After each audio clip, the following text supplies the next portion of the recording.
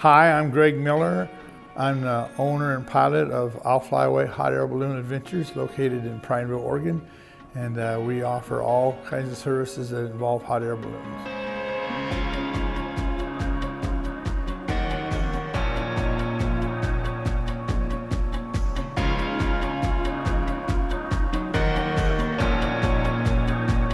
We've been in business for 25 years. We were in the Salem, Oregon area for a while, and then we were in Boise, and then 8 years ago we located to Prineville, and that's where we're at now. For one, it's the clean air, the high elevation, the beautiful areas to fly in, and it's just a great spot to be in, a small little town to be in. When we lived in the Salem area, because it rains so much, we weren't able to fly very much, and so flying is important to be able to keep going. And my work at the time I was working took me to Boise, and it was very similar to here in Prineville as far as being a high elevation, clean air, and we flew over there for a number of years, and when we started thinking about moving back to Oregon, we looked specifically for somewhere like that and found Central Oregon to be where we wanted to go, and especially Prineville, because it is a small town, much like what we left when we left the Salem area. What drew me to the field of ballooning is in 1990, I was a freelance photographer, and I was going to school, and we needed some stock photos, and there was a balloon event in Salem, Oregon, and I went to that, and because I was media, they asked me if I wanted to fly, and I did, and I came back, and my brother and I took pictures, and we actually went to the lab and developed everything and brought it back to the field the next day, and we sold everything that we took, and I thought, why are you wanting pictures of your own balloon? But I understand now, because when you're flying, you can't get it. And they invited us back, and it's been a family affair, business ever since. The kind of training you need for a balloon pilot is first you get a student license, which is pretty much just you go in and apply and get a certificate that says that you're allowed to fly with somebody. And then you have to have a private license, and that requires several hours of flight in the basket with a certified flight instructor, and then a written test, knowledge test, and then you fly with a designated examiner from the FAA, and he gives you an oral test and a written and a flight proficiency test. If you pass that, you become a private pilot, and then that gives you the license to learn, basically, and then you go get your commercial so you can take flights and do advertising and stuff. The number of years it took for the whole process was, I started the process in '95 as a student, and then in 1996 I got my private license. In 1997 I got my commercial license, and that basically was because where I lived, the flying was very limited, and we could only fly in just a couple of months out of the year. Where that's one of the reasons I like being in the Prineville area, is that I can fly pretty much year-round in the Prineville area. If I'm flying in a certain area, I call and let them know, and then if an airplane is coming into an airport and they are getting briefing for what runway would be the best, the tower will tell them, be advised that there's a hot air balloon that's 5 nautical miles of Redmond, and that be aware there's one in the sky. So that's the first entity we have to do, is comply with all the FAA regulations. And then as a pilot, I have to have my skills reviewed every 2 years by a certified flight instructor to make sure that I'm still complacent in being able to fly. And then as my equipment also has to be checked every year and signed off by an inspection station, so that to make sure the equipment is safe. So there's several federal regulations that dominate it, but it's very important that we do it, because we can't fly if the balloon's not current or the pilot's not current. So it's controlled by the FAA, and then we belong to other smaller groups that are local clubs and national clubs as well that are part of that for our continuing education. It requires 5 crew people plus myself to fly my balloons. I can do it with 3, and I have different size balloons, but I can do it as low as 3, but I need a minimum of 5 to cover all spots. And they're all volunteers. During when we put on events or go to events, sometimes we have 1 or 2 part-time employees that are paid, and then everybody else are volunteers. But without the volunteers, we could never do it. Well, my customer base is kind of interesting because I came from the Salem area, went to Boise, and now I'm in the Central Oregon area. My customer base kind of is from all over, but I have a lot that come through that are tourism that come through and choose to fly with us in Central Oregon. But we fly in Idaho, Washington, Oregon, Northern California, Wyoming, and New Mexico. And so we have a customer base in each of those areas. And when we're going to be in those areas, then they know about it and they can get a hold of me and we can plan accordingly. We have a lot of main events that we participate in.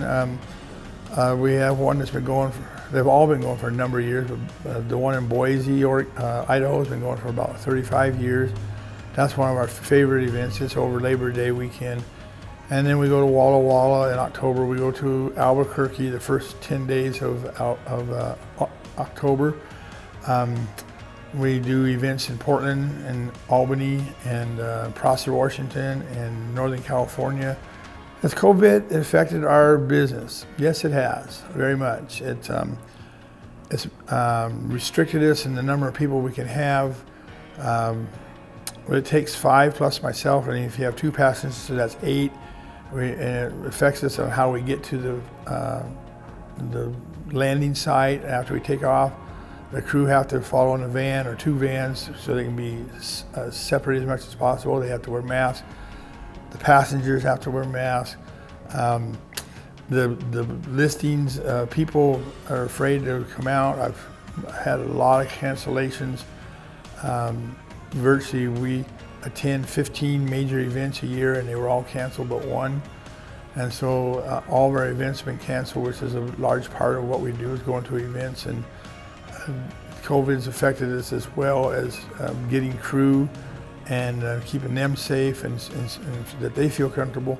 It's had a very profound impact on us, that we saw our events drop from virtually every weekend starting in March until the end of October, drop down to maybe once a month we'd have a flight.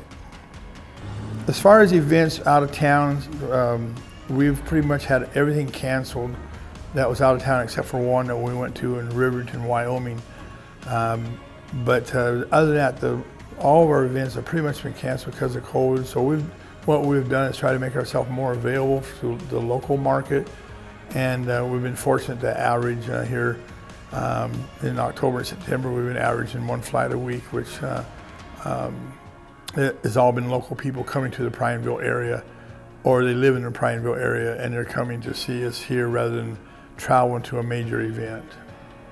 My favorite part about owning a small business, I've been doing this for 25 years and I have in excess of 1,000 flights, and my favorite part is seeing the expression on the people's face when they see the balloon inflating, and then when they're flying, and then what their expression is when we're landing, and the scenery below us, and how excited they are, and how they are just very excited. I get very happy when I see how it makes people's day, and then have the people on the ground waving at us, and how it makes their day when they see us, and having pictures show up, you know, on Facebook that we saw you, and they come from all over the place, and that's probably my favorite part, is to see how it makes other people happy when they see us fly. My biggest hurdle in owning a business of that type is that it is seasonal. It's kind of directional. I mean, not everybody can come. I don't have an office that you can just come to and knock on the door and let's go for a flight, or they can't schedule it at 7 o'clock in the morning or 12 noon or whatever. It has to be at sunrise. It has to be pre-planned. It has to be with weather conditions being right. And so it's all pretty much, you know, they find us in the advertising in the local papers on social media, from the chamber directories, and the 3 that I belong to.